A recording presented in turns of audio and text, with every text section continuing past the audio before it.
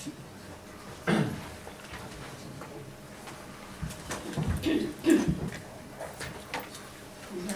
le député, monsieur le représentant du recteur de l'Académie de Paris, madame la directrice générale des ressources humaines, monsieur le secrétaire général, mesdames et messieurs les responsables fédéraux et syndicaux, mesdames et messieurs.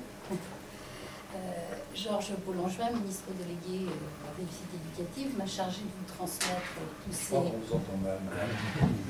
Ah, je n'ai pas votre... J'ai bien compris le... Alors, je reprends.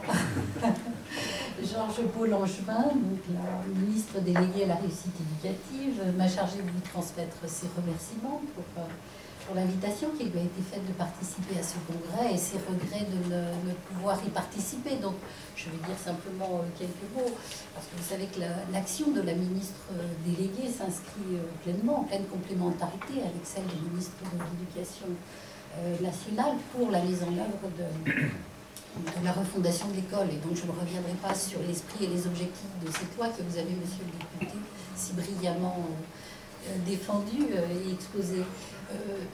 Je ne reviendrai pas effectivement sur l'ensemble des points importants qui vont être abordés donc, par le directeur général de l'enseignement scolaire qui va intervenir devant vous. Ces points sur lesquels vous êtes mobilisés dans cette rentrée scolaire. Je me limiterai donc à peut-être mettre un petit peu l'accent, dire quelques mots sur ce qui caractérise plus particulièrement la réussite éducative. C'est un ministère qui a été créé en 2012, donc c'est une innovation absolue. Et ce ministère veut symboliser une approche globale de la lutte contre les inégalités. Et ces inégalités, on le sait, se sont profondément creusées au cours des 10 dernières années. Et bien sûr, cette lutte pour permettre la réussite de tous. Dans une société de plus en plus complexe, rares sont les politiques efficaces qui n'associent pas un grand nombre d'acteurs à leur réalisation. Et il en est vraiment ainsi pour la réussite éducative. C'est un point important de l'action qui est conduite au sein de ce ministère. Cette politique donc implique des acteurs nombreux, collectivités territoriales, associations, ministère de la Ville, ministère de la Famille. Notre première tâche a donc été de faire réfléchir ensemble ces acteurs et de faire en sorte que chacun dans son rôle contribue à prendre en considération l'enfant dans l'ensemble des dimensions de sa vie qui contribuent à sa réussite. Cela a été l'objectif des journées de la réussite éducative qui s'est tenue le 15 mai dernier à la Sorbonne. Cela va se poursuivre avec l'installation à l'ENS de Lyon d'un observatoire de la réussite éducative qui constituera un lieu de ressources pour l'ensemble des acteurs.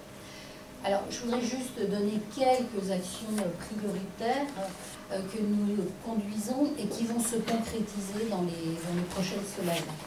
En matière de prévention de l'absentéisme, cela va se concrétiser par la mise en place d'un nouveau dispositif après l'abrogation de la loi Ciotti. Voilà. Et ce nouveau dispositif s'inscrit dans une démarche de prévention et de lutte contre les décrochages. Et nous allons aussi donner davantage de cohérence au dispositif.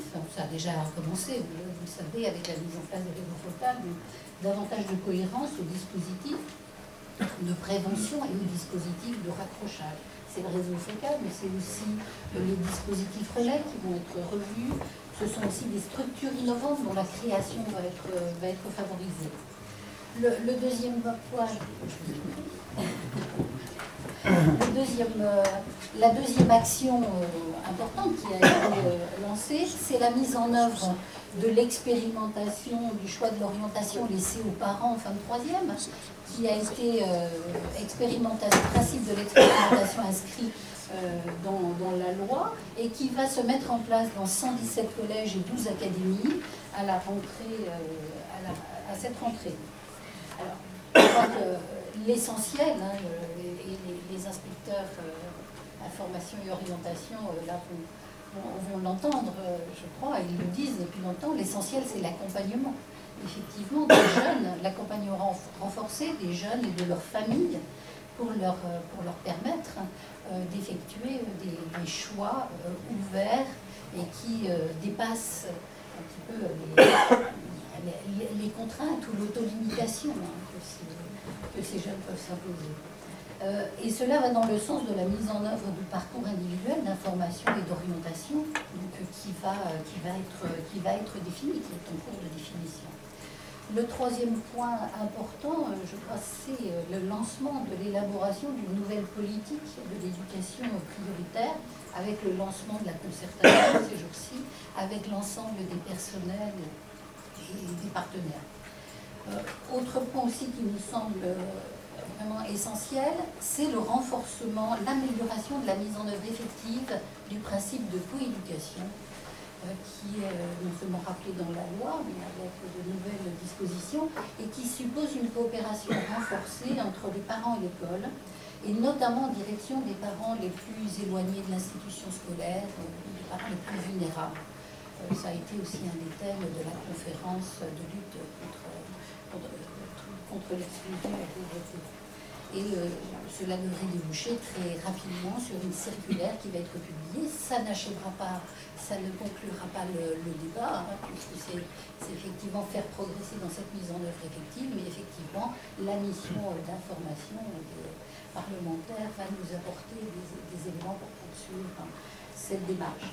Enfin, c'est la pleine reconnaissance de l'école inclusive qui doit permettre la scolarisation de chaque enfant, quel qu'il soit et d'où qu'il vienne.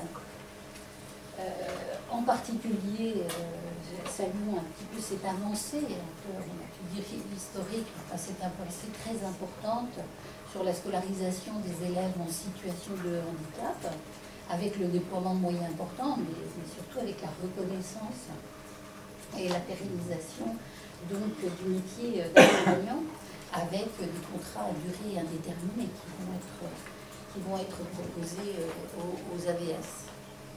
Enfin, dernier point, parce que je ne voudrais pas être trop longue, cette séance, on n'arrive pas encore à cette séance d'ouverture, puisque je dois laisser la parole à Madame la directrice générale. Le dernier point un petit peu qui symbolise aussi l'ensemble de ces démarches, c'est que la réussite éducative se donne pour objectif d'impulser l'innovation au sein du système éducatif, dans l'objectif évidemment d'assurer la réussite de tous. Il y a nécessité effectivement de développer des pratiques pédagogiques différenciées, diversifiées.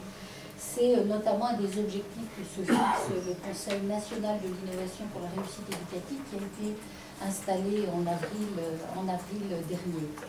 Voilà un petit peu brièvement résumé, j'avais indiqué que je ne prendrais pas la parole, mais je le fais quand même, donc je me limite. Le directeur général vous en dira beaucoup plus tout à l'heure. Simplement pour conclure, je voudrais dire que par vos missions, par les missions des IEN, qui sont inscrites dans une riche histoire, dans le premier degré, dans la formation et l'orientation, pour la scolarisation des élèves handicapés, par le rôle déterminant qui est joué auprès de l'ensemble des acteurs dans l'école et auprès des partenaires de l'école dans les territoires, comme le montre d'ailleurs, vous l'avez dit, la mise en œuvre de la réforme des rythmes scolaires, l'élaboration des projets éducatifs territoriaux. Je crois que les IEN occupent une place essentielle en tant que personnel d'encadrement pour la mise en œuvre de la réussite éducative qui est inscrite dans la fondation d'école.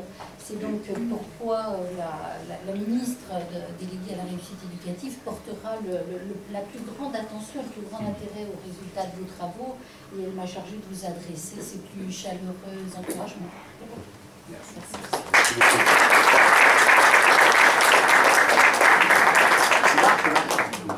Il marche? Oui, c'est la prochaine. De la prochaine. Ça marche, oui. Il est plus à la taille. Oui, voilà.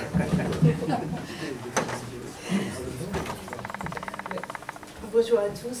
Je voudrais commencer par vous remercier de votre invitation et puis par vous dire très sincèrement que j'ai beaucoup de plaisir à être parmi vous ce matin.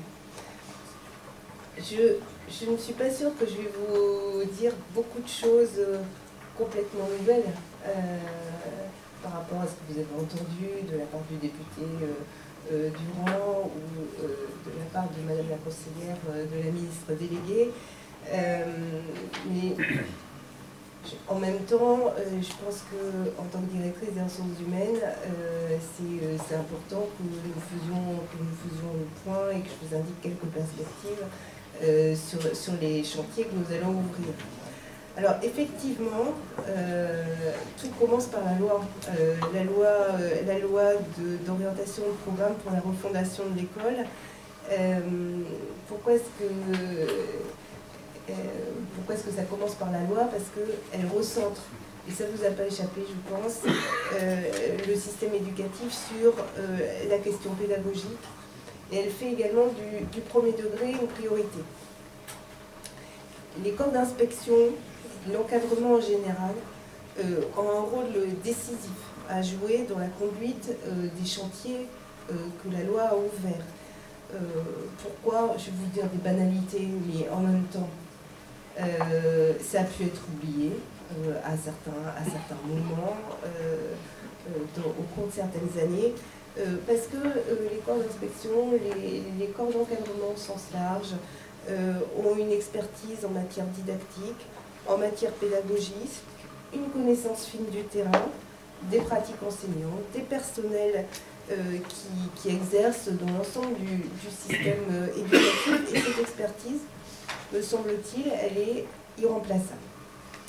Alors la question des missions des corps d'inspection ainsi que leur positionnement seront au cœur des discussions que nous allons entamer assez prochainement, les groupes de travail dont le ministre a annoncé l'ouverture. Et j'ai noté avec satisfaction que le thème de votre congrès, refonder l'encadrement, le sens et les enjeux, est en phase avec ce type de préoccupation. Alors comme cela vous a été dit par le député Durand qui a utilisé l'expression clé en main, la loi ne comporte pas de mode d'emploi. Le ministre vous l'a dit aussi, me semble-t-il. Et les équipes enseignantes auront dans chaque école, dans chaque établissement, à mettre en œuvre ces orientations en fonction des contextes locaux, des caractéristiques des élèves. Ces équipes doivent être mobilisées, elles doivent être fédérées autour des objectifs fixés, elles doivent être formées, guidées, accompagnées, pour précisément s'emparer des nouveaux outils qui leur sont proposés et puis pour atteindre les objectifs qui vous ont été rappelés. De ce point de vue-là, le rôle des personnels d'encadrement, corps d'inspection en particulier, paraît un rôle éminent et stratégique, déterminant pour la mise en place effective des réformes. Déterminant aussi, me semble-t-il, la capacité qu'auront les personnels d'encadrement à travailler ensemble, corps d'inspection, premier, second degré, personnel de direction. Vous avez dans votre document d'orientation cité la question de la mise en place du cycle CM1 6e, qui est typiquement un CM2 6e. Non, CM1 6e, oui. C'est 3 ans. J'ai encore du progrès à faire. Qui supposera, à l'évidence, une coopération entre plusieurs corps d'encadrement.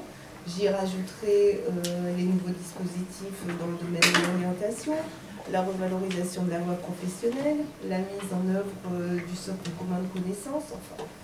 Donc un besoin, me semble-t-il, de transversalité renforcée.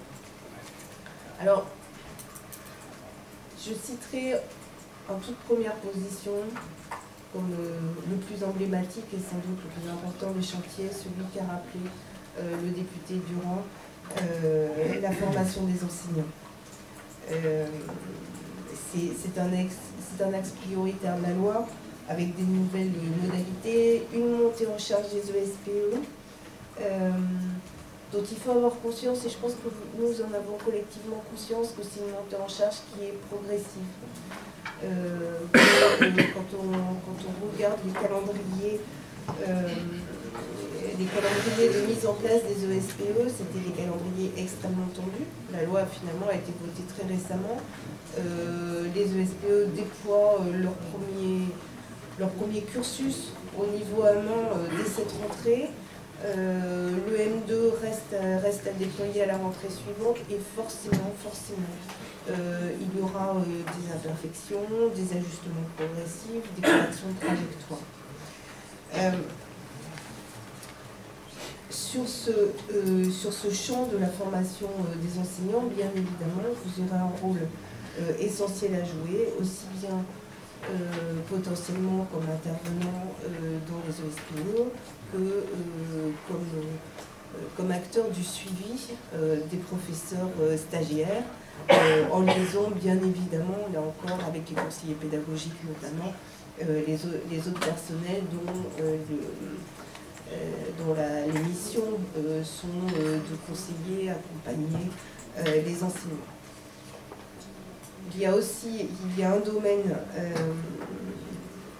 domaine qui reste à développer, c'est celui de l'évaluation des unités d'enseignement des écoles ou des établissements, avec des outils à construire, des méthodes, des compétences en matière d'auto-évaluation. L'enjeu étant encore de développer des démarches collectives qui permettent de faire évoluer les pratiques et in fine de favoriser la réussite des élèves. Pour autant, je pense qu'il ne faut pas du tout oublier la mission d'inspection, qu'entrer dans les classes, d'accompagner au plus près les enseignants du bout en bout, c'est une nécessité si on veut appréhender de façon fine l'acte pédagogique. On ne peut pas se dire qu'on le voit constamment de l'extérieur et d'assez loin. Cela correspond, semble-t-il, aussi à une attente des personnels eux-mêmes, qui sont quelquefois confrontés à des problématiques qu'ils ne peuvent résoudre seuls. Et c'est aussi par l'observation des situations de classe que les inspecteurs sont amenés à consolider leur expertise. Je vous ai dressé quelques pistes de travail qui me semblent relativement ambitieuses. Alors, après, on va regarder la question. Enfin, la question, c'est quels moyens, quels sont les chantiers que nous souhaitons ouvrir avec vous à la direction des ressources humaines. Je vais en citer deux, principalement, excusez-moi. La formation des personnels d'encadrement. Aujourd'hui, vous le savez, il y a une formation initiale statutaire qui est particulière au corps d'inspection,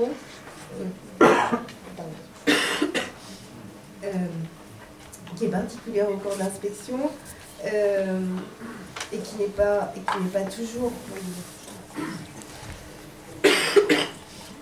toujours articulée avec ce que les... Merci.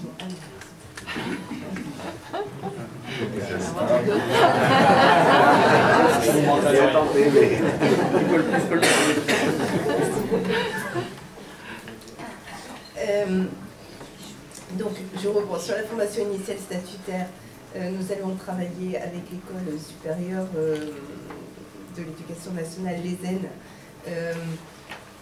à la rendre davantage commune avec celle des personnels de direction, à envisager des troncs communs qui pour autant n'occultent en rien la nécessité de prévoir des formations spécialisées. Et puis nous allons aussi, en termes de formation continue, veiller à une meilleure articulation avec ce qui est fait dans les académies. Excusez-moi, mais je suis au bout de ma capacité respiratoire. Donc, bon, une rubrique formation, une rubrique parcours professionnel, le ministre l'a dit. Je pense qu'on peut collectivement partager le fait qu'il faut accroître la fluidité des parcours entre corps de l'encadrement. Alors cela passe par plusieurs pistes ou plusieurs outils qui ont commencé à être discutés avec vous, des dispositifs réglementaires qui aboutissent pour le moins à ne pas pénaliser la mobilité, parce qu'aujourd'hui, ce qui se passe quand on fait, fréquemment, quand on fait une mobilité à l'intérieur des corps de la fonction publique, c'est que dans le nouvel endroit où on arrive, on stationne un certain temps, le temps qu'il faut pour réunir des conditions statutaires, typiquement pour aller au grade d'avancement. Pendant que ceux qui sont restés dans leur filière, disons, d'origine, ont un parcours vertical, disons, sans obstacle. Donc, il faut qu'on regarde ça avec vous. Il faut aussi qu'on regarde les pratiques de gestion, parce que, et notamment sous l'angle de la qualité des postes qui sont offerts au détachement.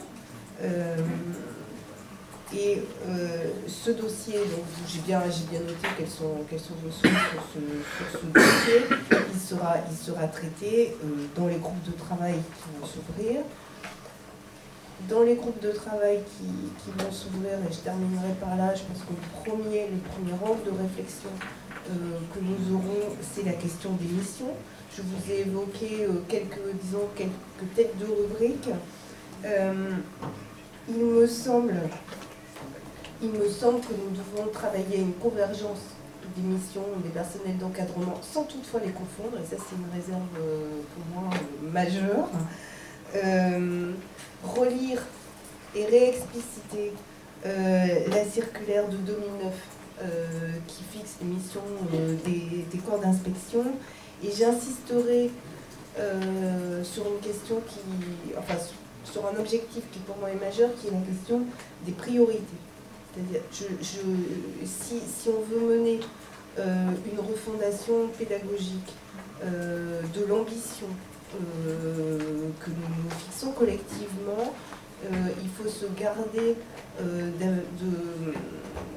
d'avoir des circulaires attrape-tout où tel ou tel corps est chargé de missions diverses, variées, non limitatives. Il faut se fixer des priorités. C'est dans ces conditions-là, me semble-t-il, que nous réussirons à remettre les corps d'encadrement dans la position, j'ai employé un terme qui n'est pas très beau, mais de leadership pédagogique qui doit être le leur. Bien entendu, les questions de rémunération seront aussi évoquées, tout ça avec une perspective nécessairement progressive. Vous connaissez autant que moi, quasiment, ce qu'est le contexte budgétaire et l'ampleur des moyens dont nous disposons. En tout cas, je voudrais terminer par là. Soyez convaincus que le ministère, et notamment la DGRH, dont c'est un peu le métier, reste à votre écoute, sont ouverts au dialogue, et que je suis